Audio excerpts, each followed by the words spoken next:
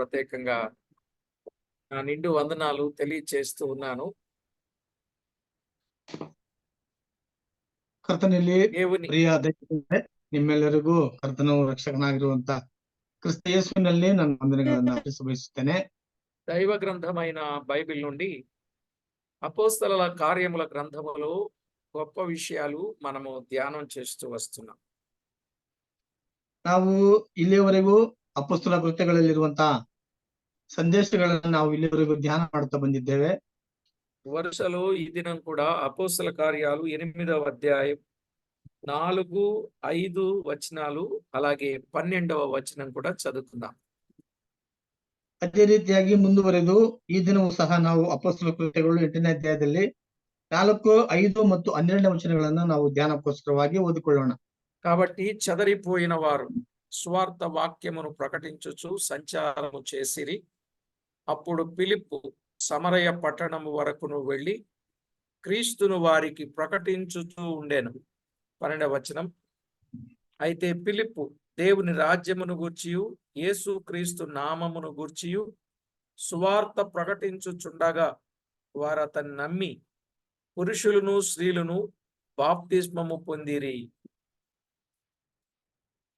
ಅಪೊಸ್ತಲ ಕೃತ್ಯಗಳು 8ನೇ ಅಧ್ಯಾಯ 4 ಮತ್ತು 5 ಮತ್ತು 12 ವಚನಗಳನ್ನು ಓದಿಕೊಳ್ಳೋಣ. ಚದರಿ ಹೋದವರು ಅಲ್ಲಿ ಹೋಗಿ ಸುವಾರ್ಥ ವಾಕ್ಯವನ್ನು ಸಾರುತ್ತಿದ್ದರು. ಫಿಲಿಪ್ಪನು ಸಮರಯವೆಂಬ ಪಟ್ಟಣಕ್ಕೆ ಹೋಗಿ ಕ್ರಿಸ್ತನನ್ನು ಅಲ್ಲಿಯವರಿಗೆ ಪ್ರಕಟಿಸಿದನು. ವಚನ 12. ಆದರೆ ಫಿಲಿಪ್ಪನು ದೇವರ ರಾಜ್ಯದ ವಿಷಯದಲ್ಲಿಯೂ ಯೇಸು ಕ್ರಿಸ್ತನ ಹೆಸರಿನ ವಿಷಯದಲ್ಲಿಯೂ ಶುಭ ವರ್ತಮಾನವನ್ನು ಸಾರಲು ಗಂಡಸರು ಹೆಂಗಸರು ನಂಬಿ ದೀಕ್ಷಾ ಸ್ನಾನ ಮಾಡಿಸಿಕೊಂಡರು. చదవబడిన దైవ లేఖనం కొరకై ప్రార్థన చేసి వాక్యాన్ని ధ్యానం చేద్దాం. ಓದಲ್ಪಟ್ಟಂತ ವಾಕ್ಯಕ್ಕೋಸ್ಕರವಾಗಿ ನಾವು ಪ್ರಾರ್ಥನೆ ಮೂಲಕವಾಗಿ ವಾಕ್ಯವನ್ನ ನಾವು ಧ್ಯಾನ ಮಾಡಿಕೊಳ್ಳೋಣ. ప్రతి ఒక్కరూ శ్రద్ధతో వాక్యాన్ని వినాలని మనవి చేస్తాం. ಪ್ರತಿಯೊಬ್ಬರು ದೇವರ ವಾಕ್ಯದ ಕಡೆ ಗಮನ ಹರಿಸಬೇಕೆಂಬುದಾಗಿ ನಾನು ಕೇಳ್ತೇನೆ. మహిమగల మా ప్రియ ప్రభువా, మీ ఘననామానికి స్తోత్రం. చదవబడిన లేఖన భాగమును దీవించి మా అందరితో తేటగా సూటిగా మాట్లాడి మహిమ పొందుతారని వేడుకుంటూ, ನಮ್ಮ ಸ್ವರ್ಗೀಯ ತಂದೆಯಾದ ದೇವರೇ, ಯಾವುದೇ ಕಾಲದಲ್ಲಿ ದೇವರೇ ಬಲ್ಪಟ್ಟಂತ ವಾಕ್ಯವನ್ನ ದೇವರೇ ನಿನ್ನ ಮಹಿಮೆಗೋಸ್ಕರವಾಗಿ ನಾವು ಅದನ್ನ ಗ್ರಹಿಸಲಿಕ್ಕಾಗುವಂತೆ ನಮ್ಮನ್ನು ನಡೆಸಬೇಕೆಂಬುದಾಗಿ ಹೇಳಿಕೊಳ್ಳುತ್ತಾ, వాక్యములో ఉన్న వాస్తవాలు ప్రతివారు గుర్తించి మీకెంతో మహిమకరంగా జీవించుటకు సిద్ధపరచమని, అన్ని విషయాల్లో తోడు నీడగా ఉండి కాపాడమని కోరుచు, ವಾಕ್ಯವನ್ನ ಎಲ್ಲರೂ ಸಹ ವಾಕ್ಯವನ್ನು ಗುರುತಿಸಿ ಆ ರೀತಿಯಾಗಿ ಅವರೆಲ್ಲರೂ ನಡೆದುಕೊಳ್ಳುವ ಹಾಗೆ ನಿನ್ನ ಸಹಾಯವನ್ನು ನಮಗೆ ಅನುಗ್ರಹಿಸಬೇಕೆಂಬುದಾಗಿ ಕೇಳಿಕೊಳ್ಳುತ್ತಾ, అల్పులమైన మమ్మను బలపరచి ఉపయోగించమని ప్రార్థిస్తూ, ಅಲ್ಪರಾಗಿರುವ ನಮ್ಮನ್ನು ನೀನು ಗುರುತಿಸಿ ನಮ್ಮನ್ನು ಉಪಯೋಗಿಸಿಕೊಳ್ಳಬೇಕೆಂಬುದಾಗಿ ಪ್ರಾರ್ಥಿಸಿಕೊಳ್ಳುತ್ತಾ, యేసు క్రీస్తు నామమున వేడుచు ఉన్నాం మా పరమ తండ్రి. ಯೇಸು ಕ್ರಿಸ್ತನ ಹೆಸರಿನಲ್ಲಿ ಪ್ರಾರ್ಥಿಸಿ ಬಿಡುವಂತುಕೊಳ್ಳುತ್ತೇವೆ ಪರಮ ತಂದೆ. ఆమేన్. ಆಮೆನ್.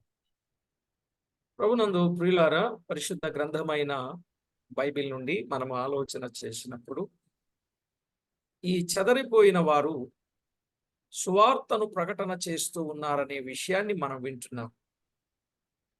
ಪ್ರಿಯರೇ, ನಾವು ಇಲ್ಲಿವರೆಗೂ ಕೇಳಿದ ಹಾಗೆ ದೇವರ ವಾಕ್ಯದಲ್ಲಿ ಚದರಿ ಹೋದಂತವರು ಅಲ್ಲೆಲ್ಲಿ ಹೋಗಿ ಸುವಾರ್ಥ ವಾಕ್ಯವನ್ನು ಸಾರುತ್ತಿದ್ದರು ಎಂಬುದಾಗಿ ನಾವು ಇಲ್ಲಿವರೆಗೂ ಕೇಳಲ್ಪಟ್ಟಿದ್ದೇವೆ. సువార్తలు కేంద్రమైన క్రీస్తును ప్రకటించుచు ఉన్నట్లుగా 5వ వచనాన్ని చూస్తున్నాము. ಮಾತ್ರ ಸುವಾರ್ತೆಗೆ ಕೇಂದ್ರ ಬಿಂದುವಾಗಿರುವಂತ ಕ್ರಿಸ್ತನನ್ನ ಅವರು ಆಧಾರ ಮಾಡಿಕೊಂಡು ಪ್ರಕಟಿಸಿರುವುದನ್ನು ನಾವು 5ನೇ ವಚನದಲ್ಲಿ ಗಮನಿಸ್ತೇವೆ. క్రీస్తు ఎవరు అని మనం ఆలోచన చేసినప్పుడు ಕ್ರಿಸ್ತನು ಯಾರು ಎಂಬುದಾಗಿ ನಾವು ಆಲೋಚನೆ ಮಾಡುವುದಾದರೆ, ఆయనని ఎందుకు ప్రకటన చేస్తున్నారు అనంటే, ಆತನನ್ನೇ ಕುರಿತಾಗಿ ಯಾಕೆ ಅವರು ಪ್ರಕಟಿಸುತ್ತಿದ್ದಾರೆ ಎಂಬುದಾಗಿ ನಾವು ನೋಡಿಕೊಳ್ಳುವಾಗ, యేసు క్రీస్తు అందరికీ ప్రభువు అన్నాడు. 10:36. 10ನೇ ಅಧ್ಯಾಯ 36ನೇ ವಚನದಲ್ಲಿ ಯೇಸು ಕ್ರಿಸ್ತನು ಎಲ್ಲರಿಗೂ ಕರ್ತನಾಗಿದ್ದಾನೆ ಎಂಬುದಾಗಿ ನಾವು 10ನೇ ಅಧ್ಯಾಯ 36ನೇ ವಚನದಲ್ಲಿ ಅಪೊಸ್ತಲ ಕೃತ್ಯಗಳಲ್ಲಿ ಓದಿಕೊಳ್ಳುತ್ತೇವೆ. యేసు క్రీస్తు అందరికీ ఉపకారి. ಯೇಸು ಕ್ರಿಸ್ತನು ಎಲ್ಲರಿಗೂ ಸಹ ಉಪಕಾರಿಯಾಗಿದ್ದಾನೆ ಎಂಬುದಾಗಿ.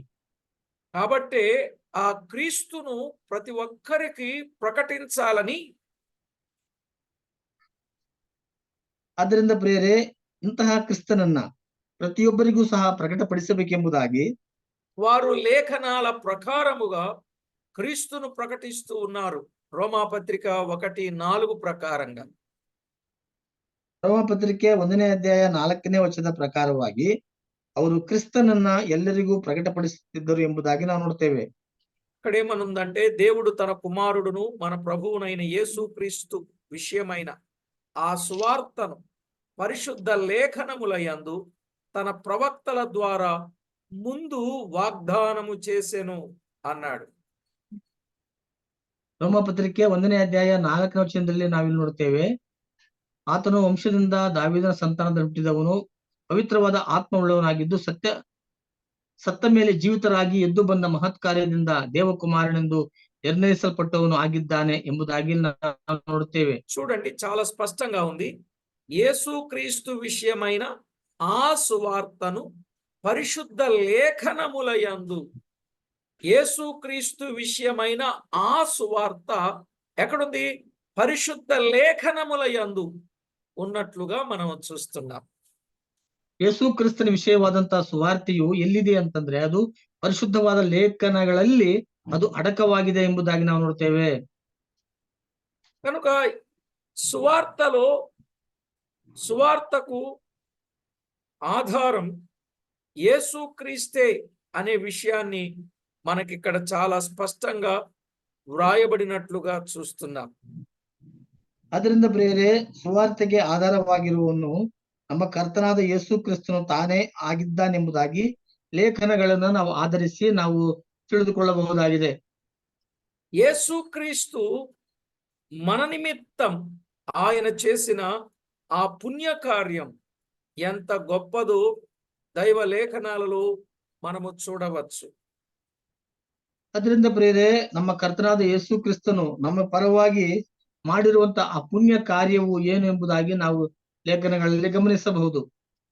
యేసుక్రీస్తు ఏం చేశారు? రోమాపత్రిక 14వ అధ్యాయం 9వ వచనం. ಯೇಸು ಕ್ರಿಸ್ತನು ಮಾಡಿರುವಂತ ಕಾರ್ಯವೇನು ಅಂತ ನಾವು ನೋಡುವಾಗ ರೋಮಾಪುರದವರಿಗೆ ಬರೆದ ಪತ್ರಿಕೆ 14ನೇ ಅಧ್ಯಾಯ 9ನೇ ವಚನದಲ್ಲಿ ನಾವು ಗಮನಿಸುವುದಾದರೆ, తాను మృతులకును సజీవులకును ప్రభువై ఉండుటకు ఇందు నిమిత్తమే గదా క్రీస్తు చనిపోయి మరల బ్రతికెను అన్నాడు. ಬದುಕಿರು ಸತ್ತನು, ಯಾಕಂದರೆ ಸತ್ತವರಿಗೂ ಜೀವಿಸುವವರಿಗೂ ಒಡೆಯನಾಗಿರಬೇಕಂತಲೇ ಕ್ರಿಸ್ತನು ಸತ್ತು ಜೀವಿತನಾದನು ಎಂಬುದಾಗಿ ಇಲ್ಲಿ ಬರೆಯಲ್ಪಟ್ಟಿದೆ. చూసారా, దేవుని వాక్యములు యేసుక్రీస్తు ప్రభు వారు చనిపోయి మరలా బ్రతికింది ఎందుకంటే మృతులకును సజీవులకును ప్రభువై ఉండటానికి. ನಮ್ಮ ಕರ್ತನಾದ ಕ್ರಿಸ್ತ ಯೇಸು ಸತ್ತು ಆತನು ಬದುಕಿರುವುದು ಯಾಕೆಂತಂದ್ರೆ ಆತನು ಬದುಕಿದರೂ ಸತ್ತವರಿಗೂ ಜೀವಿಸುವವರಿಗೂ ಒಡೆಯನಾಗಿರಬೇಕಂತಲೇ ಕ್ರಿಸ್ತನು ಸತ್ತು ಬದುಕಿದನು ಎಂಬುದಾಗಿ ನಾವು ನೋಡ್ತೇವೆ. అందుకే యేసుక్రీస్తు అందరికీ ప్రభు, అంటే మృతులైన వారికి సజీవులకు అందరికీ ప్రభు అని చెప్పడంలో ఉన్న ఉద్దేశం, అందరి కొరకు క్రీస్తు చనిపోయి మరలా బ్రతికాడు. ಅದರಿಂದ ಪ್ರಿಯರೇ, ನಮ್ಮ ಕರ್ತನಾದ ಕ್ರಿಸ್ತ ಯೇಸು ಎಲ್ಲರಿಗೂ ಆತನು ಕರ್ತನಾಗಿದ್ದಾನೆ ಎಂಬುದಾಗಿ ಯಾಕೆ ಬರೆಯಲ್ಪಟ್ಟಿದೆ ಅಂತಂದ್ರೆ ಆತನು ಸತ್ತವರಿಗೂ ಮತ್ತು ಸಜೀವವಾಗಿರುವಂತವರಿಗೆ ಎಲ್ಲರಿಗೂ ಮತ್ತು ಎಲ್ಲರನ್ನ ಬದುಕಿಸುವುದಕ್ಕೋಸ್ಕರವಾಗಿ ಆತನು ಇರುವುದರಿಂದ ಆತನ ಉದ್ದೇಶವಾಗಿದೆ.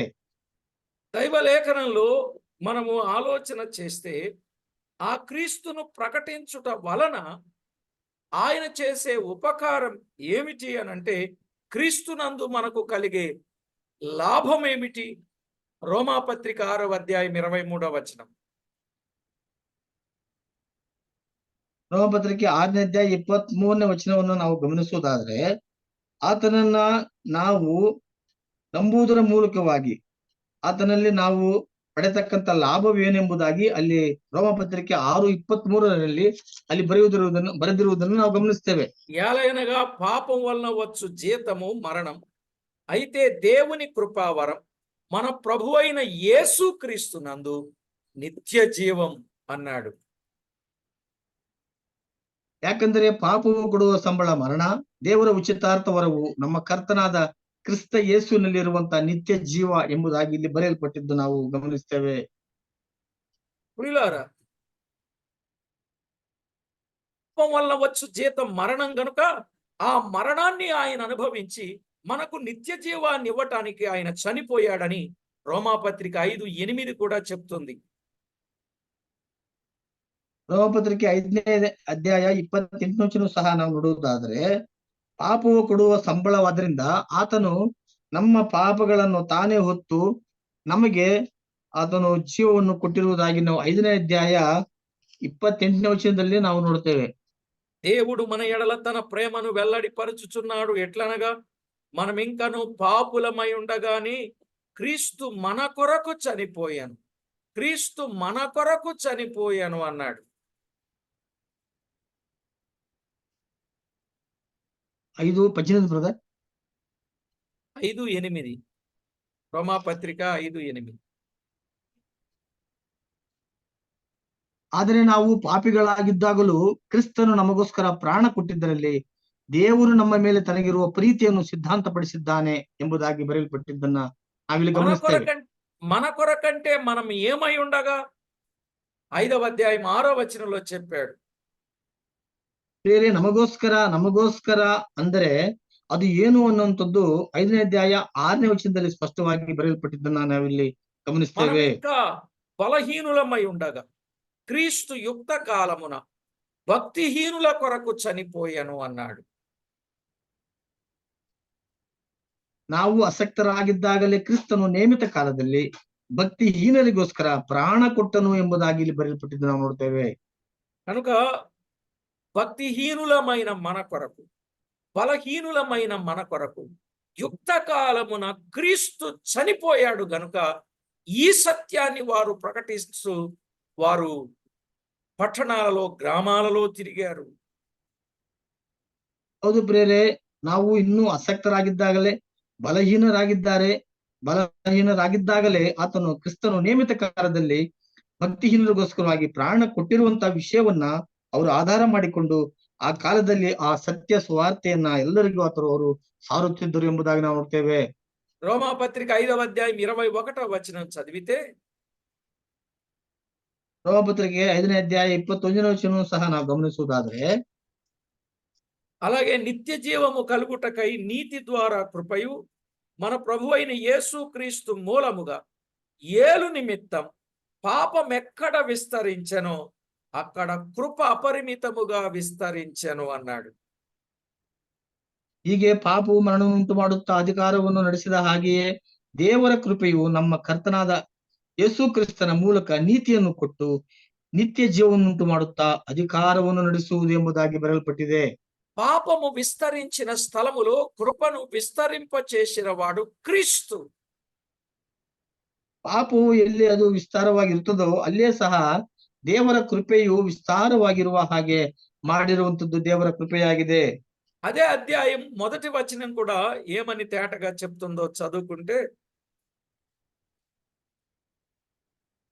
ಅದೇ ಅಧ್ಯಾಯದ 5ನೇ ವಚನವನ್ನು ನಾವು ಓದಿಕೊಳ್ಳುವುದಾದ್ರೆ, కాబట్టి విశ్వాసం మూలమున మనము నీతిమంతులముగా తీర్చబడి మన ప్రభువైన యేసు క్రీస్తు ద్వారా దేవునితో సమాధానము కలిగి ఉందము అన్నాడు. ರೋಮಪತ್ರಿಕೆ 5ನೇ ಅಧ್ಯಾಯ 1ನೇ ವಚನವನ್ನು ನಾವು ಈ ರೀತಿಯಾಗಿ ಓದಿಕೊಳ್ಳುತ್ತೇವೆ.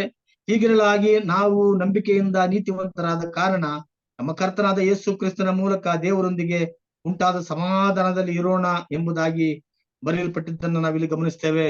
కనుక యేసు క్రీస్తు ద్వారా దేవునితో మనకు సమాధానము కలగాలి, శత్రువులమై ఉన్నాం, సమాధానము కలుగ చేయాలని ఆ చెదరిపోయిన వారు సువార్త ప్రకటిస్తూ వచ్చారు.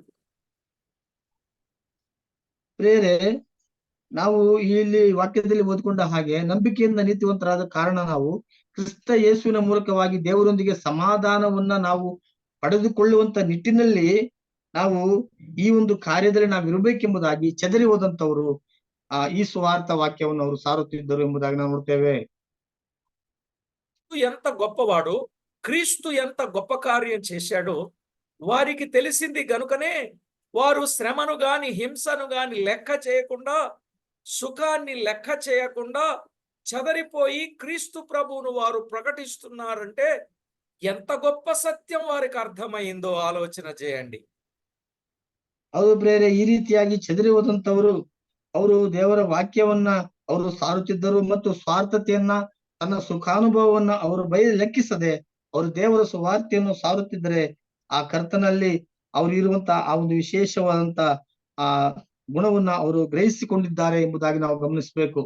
ఈరోజు మనకు అంతటి సత్యం అర్థమైందా, అర్థం కాలేదా? ಹೌದು ಪ್ರೇರೆ, ಇಂತಹ ಒಂದು ಸತ್ಯಾಂಶವು ಈ ದಿನಗಳಲ್ಲಿ ನಮಗೆ ಅರ್ಥವಾಗಿದೆಯೋ ಇಲ್ಲವೋ ನಾವು ತಿಳಿದುಕೊಳ್ಳಬೇಕಾಗಿದೆ. దేవునికి దూరస్తులై శత్రువులై ఉన్నవారు యేసుక్రీస్తు ద్వారా దేవునితో సమాధానము కలిగి ఉండాలని వారు చేస్తున్న ప్రయత్నం ప్రాణాలను కూడా లెక్క చేయటం లేదండి. ఇక పైసలేమి లెక్క చేసి ఉంటారు వాళ్ళు?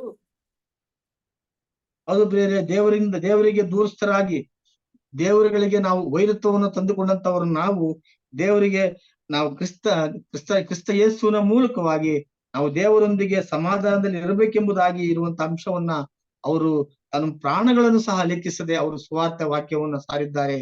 ಅದರಿಂದ ಈ ದಿನದಲ್ಲಿ ನಾವೇನನ್ನು ಲೆಕ್ಕಿಸ್ತಾ ಇದ್ದೇವೆ ಗಮನಿಸಬೇಕು.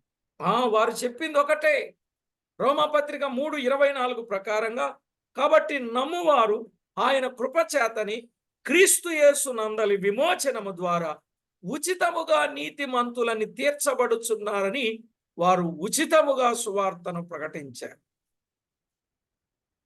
ರೋಮಾಪತ್ರಿಕೆ 3ನೇ ಅಧ್ಯಾಯ 24ನೇ ವಚನವನ್ನು ಗಮನಿಸುವುದಾದರೆ, ಅವರು ನೀತಿವಂತರೆಂದು ನಿರ್ಣಯ ಹೊಂದುವುದು ದೇವರ ಉಚಿತಾರ್ಥವಾದ ಕೃಪೆಯಿಂದಲೇ ಕ್ರಿಸ್ತ ಯೇಸುವಿನಿಂದಾದ ಪಾಪ ವಿಮೋಚನೆಯ ಮೂಲಕ ಆಗುವುದು ಎಂಬುದಾಗಿ ಅವರು ಗ್ರಹಿಸಿಕೊಂಡು ಆ ರೀತಿಯಾಗಿ ಅವರು ಆ ಸುವಾರ್ತೆಯನ್ನು ಸಾರುತ್ತಿದ್ದರು. కాబట్టి ప్రతి ఒక్కరూ ఈ సత్యాన్ని గుర్తించాలి ప్రియులారా. క్రీస్తు యేసునందలి విమోచనము ద్వారా ఉచితంగా నీతిమంతులుగా తీర్చబడుతున్నారని వారిలో ఉన్నటువంటి ఆ తృష్ణ ఎంత గొప్పదో ఇప్పుడు మనం అర్థం చేసుకోవాలి. ಅದರಿಂದ ಪ್ರಿಯರೇ, ಪ್ರತಿಯೊಬ್ಬರು ಸಹ ಇದನ್ನ ನಾವು ಗಮನಿಸಬೇಕಾಗಿದೆ. ಕ್ರಿಸ್ತ ಯೇಸುವಿನಲ್ಲಿ ವಿಮೋಚಿಸಲ್ಪಟ್ಟಂತ ನಾವು ಆ ಉಚಿತಾರ್ಥ ವರವನ್ನ ಹೊಂದಿಕೊಂಡು ನಾವು ನೀತಿವಂತರಾಗಿದ್ದೇವೆ ಎಂಬುದನ್ನು ನಾವು ಗ್ರಹಿಸಿಕೊಳ್ಳಬೇಕಾಗಿದೆ.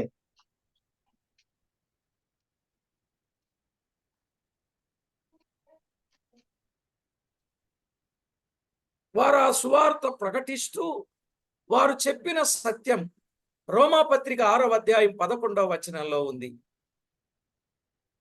ಈ ರೀತಿಯಾಗಿ ಅವರು ಚಂದ್ರವಾದಂತವರು ದೇವರ ಸುವಾರ್ತೆಯನ್ನು ಸಾರುತ್ತಾ ಅವರು ಹೇಳಿರುವಂತಹ ಒಂದು ವಿಶೇಷವಾದಂತ ಅಂಶವು ಅದು ರೋಮಪತ್ರಿಕೆ 6ನೇ ಅಧ್ಯಾಯ 11ನೇ ವಚನದಲ್ಲಿ ಸ್ಪಷ್ಟವಾಗಿ ಅಲ್ಲಿ ಬರೆಯಲ್ಪಟ್ಟಿದ್ದನ್ನು ನಾವಲ್ಲಿ ಗಮನಿಸ್ತೇವೆ. అక్కడేముందంటే, అటువలే మీరును పాపం విషయమై మృతులుగాను దేవుని విషయమై క్రీస్తు యేసునందు సజీవులను గాను మిమ్మును మీరే ఎంచుకొనుడి అని వారు తెలియజేసినట్లుగా చూస్తారు. ರೋಮಪತ್ರಿಕೆ 6ನೇ ಅಧ್ಯಾಯ 11ನೇ ವಚನದಲ್ಲಿ ನಾವು ಈ ರೀತಿಯಾಗಿ ಗಮನಿಸ್ತೇವೆ. ಅದೇ ಪ್ರಕಾರ ನೀವು ಸಹ ನಿಮ್ಮನ್ನು ಕ್ರಿಸ್ತ ಯೇಸುವಿನ ಐಕ್ಯದಿಂದ ಪಾಪದ ಪಾಲಿಗೆ ಸತ್ತವರು ದೇವರಿಗಾಗಿ ಜೀವಿಸುವವರು ಎಂದು ಎಣಿಸಿಕೊಳ್ಳಿರಿ ಎಂಬುದಾಗಿ ಅವರು ಪ್ರಕಟಿಸಿದರು. పాపం విషయమై ప్రతి వాళ్ళు చావాలి. ಹೌದು ಪ್ರಿಯರೇ, ಪಾಪದ ಪಾಲಿಗೆ ಪ್ರತಿಯೊಬ್ಬರು ಸಾಯಬೇಕಾಗಿದೆ. దేవుని విషయమై క్రీస్తు యేసునందు సజీవులుగా మిమ్మును మీరే ఎంచుకోవాలి. ಮಾತ್ರವಲ್ಲ ಪ್ರಿಯರೇ, ದೇವರಿಗಾಗಿ ನೀವು ಸಜೀವರಾಗಿ ಅಥವಾ ಜೀವಿಸುವರು ಎಂಬುದಾಗಿ ನೀವು ಎಣಿಸಿಕೊಳ್ಳಬೇಕು ಅನ್ನುವಂಥದ್ದು. కనుక ఇట్టి సత్యాన్ని ప్రతి ఒక్కరూ ఆలోచన చేయండి ప్రియులారా. జీవము గల దేవుని వాక్యములో వ్రాయబడిన వాస్తవికతను ప్రతివారు అర్థం చేసుకోవాలి. ಅದರಿಂದ ಪ್ರಿಯರೇ, ಪ್ರತಿಯೊಬ್ಬರು ಈ ಒಂದು ವಾಸ್ತವ ವಿಷಯವನ್ನ ಪ್ರತಿಯೊಬ್ಬರು ಸಹ ಗ್ರಹಿಸಿಕೊಳ್ಳಬೇಕಾಗಿದೆ. చనిపోయిన వారు బ్రతకాలి, సమాధానం లేని వారు సమాధాన పడాలి, బలహీనులు బలవంతులవ్వాలి, భక్తిహీనులు భక్తులు కావాలి. అది క్రీస్తు యేసు ద్వారానే సాధ్యం. ಅದರಿಂದ ಪ್ರಿಯರೇ, ಸತ್ತವರು ಬದುಕಬೇಕು, ಸಮಾಧಾನದಲ್ಲಿರುವವರು ಸಮಾಧಾನ ಹೊಂದಿಕೊಳ್ಳಬೇಕು, ಬಲಹೀನರಾಗಿರುವಂತವರು ಬಲವನ್ನು ಹೊಂದಿಕೊಳ್ಳಬೇಕು ಅನ್ನುವಂಥದ್ದು ಕ್ರಿಸ್ತನ ವಿಷಯವಾದಂತ ಒಂದು ಸತ್ಯವಾಕ್ಯದ ಸುವಾರ್ತೆಯಲ್ಲಿರುವಂತ ಸಾರಾಂಶವಾಗಿದೆ ಪ್ರಿಯರೇ. యేసుక్రీస్తు అందరికీ ప్రభువు. ఇట్టి సత్యాన్ని ప్రతి ఒక్కరూ తెలుసుకోవాలి, దానిని ప్రకటించాలని వారు తమ ప్రాణాలను లెక్క చేయకుండా సంచారము చేస్తూ సువార్త ప్రకటించారు. ಹೌದು ಪ್ರಿಯರೇ, ಕ್ರಿಸ್ತ ಯೇಸುವು ಎಲ್ಲರಿಗೂ ಕರ್ತನಾಗಿದ್ದಾನೆ ಎಂಬುದಾಗಿರುವಂತ ವಾಸ್ತವ ವಿಷಯವನ್ನು ಅವರು ಗಮನದಲ್ಲಿಟ್ಟುಕೊಂಡು ಎಲ್ಲರಿಗೂ ಅವರು ಸುವಾರ್ಥ ವಾಕ್ಯವನ್ನು ಸಾರುತ್ತಿದ್ದರು ಎಂಬುದಾಗಿ ನಾವು ನೋಡ್ತೇವೆ. మరొక మాట చదివితే రోమాపత్రిక 6వ అధ్యాయం 8వ వచనం, మనము కూడా లేక మనము క్రీస్తుతో కూడా చనిపోయిన ఎడల మృతులలో నుండి లేచిన క్రీస్తు ఇకను చనిపోడు అని చెప్పి తేటపరచినట్లు చూస్తాం. ರೋಮಪತ್ರಿಕೆ 6ನೇ ಅಧ್ಯಾಯ 8ನೇ ವಚನವನ್ನು ಸಹ ನಾವು ಗಮನಿಸುವುದಾದ್ರೆ, ಇದರಿಂದ ನಾವು ಕ್ರಿಸ್ತನೊಡನೆ ಸತ್ತ ಪಕ್ಷದಲ್ಲಿ ಆತನೊಡನೆ ಜೀವಿಸುವೆಂದು ನಂಬುತ್ತೇವೆ. ಯಾಕೆಂದರೆ ಕ್ರಿಸ್ತನು ಸತ್ತ ಮೇಲೆ ಜೀವಿತನಾಗಿ ಎದ್ದು ಬಂದಿದ್ದರಿಂದ ಆತನು ಇನ್ನು ಮುಂದೆ ಸಾಯತಕ್ಕವನಲ್ಲ ಎಂಬುದಾಗಿ ಇಲ್ಲಿ ಬರೆದಿದ್ದು ನಾವು మనము ಗಮನಿಸ್ತೇವೆ. క్రీస్తుతో కూడా చనిపోవాలి. క్రీస్తుతో కూడా చనిపోతే మృతులలో నుండి లేచిన క్రీస్తు ఇక చనిపోడు. చనిపోడు అంటే ఆయనను బ్రతికించిన వారం. ఆయన యాక్చువల్ గా బ్రతికిన వాడు, ఆయన చనిపోకుండా బ్రతికించబడ్డాడు అనే సాక్ష్యంగా మనము కలిగి ఉండాలి అని ఈ వాస్తవాన్ని వారు ఎరిగిన వారుగా ఉన్నారు. ಹೌದು ಪ್ರಿಯರೇ, ಕ್ರಿಸ್ತನೊಟ್ಟಿಗೆ ಅಥವಾ ಕ್ರಿಸ್ತನೊಂದಿಗೆ ನಾವು ಸಾಯಬೇಕು. ಆ ರೀತಿಯಾಗಿ ಸತ್ತವರಾಗಿದ್ದರೆ ಆತನನ್ನ ನಮ್ಮ ತಂದೆಯಾದ ದೇವರು ಬದುಕಿಸಿದ್ದಾನೆ ಅನ್ನುವಂಥದ್ದಕ್ಕೆ ಇದು ಸಾದೃಶ್ಯವಾಗಿರುವಂತ ವಾಕ್ಯವಾಗಿದೆ. కనుక ప్రియులారా, క్రీస్తు ప్రభు మనందరికి ఏమి ఇచ్చాడో తెలుసా? రోమాపత్రిక 5వ అధ్యాయం 11వ వచనం ప్రకారంగా ಕರ್ತನಾದ ಯೇಸು ಕ್ರಿಸ್ತನು ನಮಗೆ ಏನು ಕೊಟ್ಟಿದ್ದಾರೆ ಎಂಬುದಾಗಿ ಪ್ರೇರಣೆ ನಾವು ಗಮನಿಸುವುದಾದ್ರೆ, ರೋಮಪತ್ರಿಕೆ 5ನೇ ಅಧ್ಯಾಯ 11ನೇ ವಚನವನ್ನು ನಾವು ಗಮನಿಸುವುದಾದ್ರೆ, మన ప్రభు అయిన యేసు క్రీస్తు ద్వారా మనము దేవుని యందు అతిశయపడుచున్నాం. ఇదండి, యేసు క్రీస్తు దేవుని యందు మనలను అతిశయించునట్లుగా చేశాడు. ನಾವು ನಮ್ಮ ತಂದೆಯಾದ ದೇವರು ಕ್ರಿಸ್ತನಲ್ಲಿ ನಾವು ಹರ್ಷಗೊಳ್ಳುವ ಹಾಗೆ ದೇವರು ಮಾಡುತ್ತಾರೆ ಎಂಬುದಾಗಿ ನಾವು ಗಮನಿಸ್ತೇವೆ. అందుకే ప్రతి ఒక్కరూ క్రీస్తు ప్రభువును కలిగి, క్రీస్తు ప్రభువును ఎరిగి, క్రీస్తు ప్రభువును ప్రకటించాల్సిన బాధ్యత ఉన్నది. ಆದ್ದರಿಂದ ಪ್ರಿಯರೇ, ಪ್ರತಿಯೊಬ್ಬರು ಸಹ ಕ್ರಿಸ್ತನನ್ನು ಹೊಂದಿಕೊಂಡು ಕ್ರಿಸ್ತನನ್ನು ಗುರುತಿಸುವುದರಾಗಿ ಕ್ರಿಸ್ತನನ್ನ ಎಲ್ಲರಿಗೂ ಪ್ರಕಟಪಡಿಸುವವರಾಗಿರಬೇಕಾಗಿದೆ. ఎంతమంది ఆ విధంగా సిద్ధపడుతున్నారు? ಅದರಿಂದ ಪ್ರಿಯರೇ, ಈ ರೀತಿಯಾಗಿ ತಮ್ಮನ್ನು ತಾವು ಎಷ್ಟು ಜನ ಸಿದ್ಧಪಡಿಸಿಕೊಳ್ಳುತ್ತಿದ್ದಾರೆ? చూడండి, వారికి హింసలు ఎదురైనా చెదరిపోయిన వారు క్రీస్తు ప్రభువును ప్రకటిస్తూ సంచారము చేసినట్లుగా చూస్తున్నాం. ಹೌದು ಪ್ರಿಯರೇ, ಅವರಿಗೆ ಎಷ್ಟೇ ಹಿಂಸೆಗಳು ಕಷ್ಟಗಳು ಬಂದರೂ ಸಹ ಚೆದರಿ ಹೋದಂತವರು ಕ್ರಿಸ್ತನನ್ನು ಕುರಿತಾಗಿ ಅವರು ಪ್ರಕಟಪಡಿಸುತ್ತಿದ್ದರು ಮತ್ತು ಕ್ರಿಸ್ತನನ್ನು ಸಾರುತ್ತಿದ್ದರು ಎಂಬುದಾಗಿ ನಾವು ದೇವರ ವಾಕ್ಯದಲ್ಲಿ ಗಮನಿಸ್ತೇವೆ. ఏ ప్రభు అయితే వారి కొరకు ప్రాణం పెట్టి మరణించి తిరిగి లేచాడు, ఆయన కొరకు వారు శ్రమ పడ్డారు, హింస పడ్డారు, సుఖాన్ని వదులుకొని సంచారాలు చేస్తున్నారు. ಯಾವ ಕರ್ತನು ತಮಗೋಸ್ಕರವಾಗಿ ಪ್ರಾಣವನ್ನೇ ಬಲಿಯಾಗಿ ಅರ್ಪಿಸಿದನೋ ಆ ಕರ್ತನಿಗೋಸ್ಕರವಾಗಿ ತನ್ನ ಪ್ರಾಣಗಳನ್ನೇ ಮುಡುಪಾಕಿಟ್ಟು ಚದರಿ ಹೋದಂತವರು ಅನೇಕ ಸ್ಥಳಗಳಲ್ಲಿ ಸಂಚರಿಸಿ ಅವರು ದೇವರ ಸುವಾರ್ತೆಯನ್ನು ಸಾರುತ್ತಿದ್ದರು ಎಂಬುದಾಗಿ ನಾವು ನೋಡ್ತೇವೆ. కానీ ఈ రోజు మనం ఏం చేస్తున్నాం? ఆయన పేరు చెప్పుకొని శ్రమ పడడానికి బదులు సుఖపడుతున్నాం. ಅದರಿಂದ ಪ್ರಿಯರೇ, ಈ ದಿನಮಾನಗಳಲ್ಲಿ ನಾವು ಗಮನಿಸುವುದಾದ್ರೆ ಆತನ ಹೆಸರನ್ನು ಹೇಳಿಕೊಂಡು ನಾವು ಶ್ರಮೆ ಹೊಂದಿಕೊಳ್ಳಕ್ಕೆ ಇಷ್ಟಪಡದೆ ನಾವು ಸುಖವನ್ನೇ ಬಯಸುತ್ತಾ ಇದ್ದೇವೆ.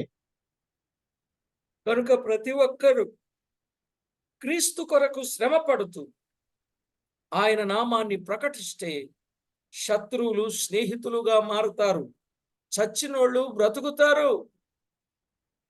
ಹೌದು ಪ್ರಿಯರೇ, ನಾವು ಈ ದಿನಗಳಲ್ಲಿ ಕ್ರಿಸ್ತನನ್ನ ನಾವು ಅನೇಕರಿಗೆ ಪ್ರಕಟಪಡಿಸುವುದಾದರೆ ಸತ್ತವರು ಬದುಕುತ್ತಾರೆ.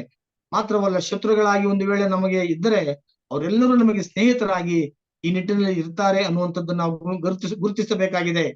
బలహీనులు బలవంతులు అవుతారు, భక్తిహీనులు భక్తి కలిగిన వారు అవుతారు. ಫಲ ಇಲ್ಲದಿದ್ದಂತವರು ಬಲವನ್ನು ಹೊಂದಿಕೊಳ್ತಾರೆ, ಭಕ್ತಿಯಲ್ಲಿ ವೃದ್ಧಿ ಇಲ್ಲದಂತವರು ಭಕ್ತಿಯಲ್ಲಿ ವೃದ್ಧಿ ಹೊಂದಿಕೊಂಡು ಅವರು ಜೀವಿಸ್ತಾರೆ. ఆ విధంగా ప్రతి ఒక్కరూ సిద్ధపడాలని, క్రీస్తు యేసు ద్వారానే గొప్ప కార్యాలు మన జీవితంలో జరిగాయి, ఇక జరుగుతాయి. మనము పొందిన గొప్ప కార్యాల అనుభవాలు ప్రజలకు తేటగా అందించవలసిన బాధ్యత వినేవారందరి మీద ఉందని మనం చేస్తున్నాం. ಅದು ಪ್ರಿಯರೇ, ಈ ರೀತಿಯಾಗಿ ನಮ್ಮ ಜೀವನದಲ್ಲಿ ನಮ್ಮ ಕರ್ತನಾದ ದೇವರು ಅದು ಎಷ್ಟೋ ವಿಶೇಷವಾದಂತ ಕಾರ್ಯಗಳನ್ನ ಮಾಡಿದ್ದಾರೆ ಮತ್ತು ಕೇಳುವವರು ಮತ್ತು ಗ್ರಹಿಸಿಕೊಳ್ಳುವವರಿಗೂ ಸಹ ದೇವರು ಇಂತಹ ಕಾರ್ಯವನ್ನ ಮಾಡಲಿಕ್ಕಿದ್ದಾರೆ. ప్రార్థన చేసుకుందాం. ಪ್ರಾರ್ಥನೆ ಮಾಡಿಕೊಳ್ಳೋಣ. కనికర సంపన్నుడవైన మా దేవా, మీకు స్తోత్రములు. ಕನಿಕರವುಳ್ಳಂತ ನಮ್ಮ ಸ್ವರ್ಗೀಯ ತಂದೆಯೇ, ನಿನ್ನ ನಾಮಕ್ಕೆ ಸ್ತೋತ್ರ ಸಲ್ಲಿಸುತ್ತೇವೆ. మమ్మల్ని ఎంతో ఎక్కువగా ప్రేమించి దినదినము మీకు రావలసిన మహిమ మీరు ఆపాదించుకుంటున్నందుకు స్తోత్రములు. ಕರ್ತನೆ, ನಮ್ಮನ್ನ ದಿನ ದಿನವೂ ಬಲಪಡಿಸುತ್ತಾ ನಮ್ಮಿಂದ ದೇವರೇ ನಿನಗೆ ಮಹಿಮೆಯನ್ನ ದೇವರು ನಾವು ತರಲಿಕ್ಕಾಗುವಂತೆ ನೀನು ಸಹಾಯ ಮಾಡುತ್ತಾ ನಾವು ಇರುವ ಹಾಗೆ ಸಹಾಯ ಮಾಡಿದ್ದಕ್ಕಾಗಿ ದೇವರೇ ನಾವು ನಿನ್ನನ್ನು ಮಹಿಮೆಪಡಿಸುತ್ತೇವೆ. మా ప్రభువా, మా దేవా, ప్రతివారు కూడా ఎంతో భారము కలిగి క్రీస్తు యేసునందు నిత్య జీవం ఉన్నదని ఎరిగి అట్టి నిత్య జీవమును గూర్చి ప్రకటిస్తూ మీ వైపు మళ్ళించగలుగునట్లుగా సిద్ధపరచమని కోరుచు, ಎಲ್ಲಾ ವಿಷಯಗಳಲ್ಲಿ ಕರ್ತನೆ, ನಾವು ಸತ್ತು ಬದುಕಿರುವಂತ ಕ್ರಿಸ್ತ ಯೇಸುವನ್ನ ನಾವು ಇತರರಿಗೆ ಪ್ರಕಟಪಡಿಸುತ್ತಾ ಆ ರೀತಿಯಾಗಿ ನಾವು ಇರುವಂತೆ ನಮ್ಮನ್ನು ಸಹಾಯ ಮಾಡಬೇಕೆಂಬುದಾಗಿ ನಾವು ನಿನ್ನನ್ನು ಕೇಳಿಕೊಳ್ಳುತ್ತಾ, మా ప్రభువు రక్షకుడైన యేసుక్రీస్తు అమూల్యమైన నామమున స్తోత్రము చెల్లించి ప్రార్థించి వినయలమై వేడుచు ఉన్నాము తండ్రి. ನಮ್ಮ ಕರ್ತನ ರಕ್ಷಕನುಡನಾಗಿರುವಂತ ಯೇಸು ಕ್ರಿಸ್ತನ ಹೆಸರಿನಲ್ಲಿ ಪ್ರಾರ್ಥಿಸಿ ಬೇಡಿ ಹೊಂದಿಕೊಳ್ಳುತ್ತೇವೆ ತಂದೆಯೇ. ಆಮೆನ್. ఆమేన్.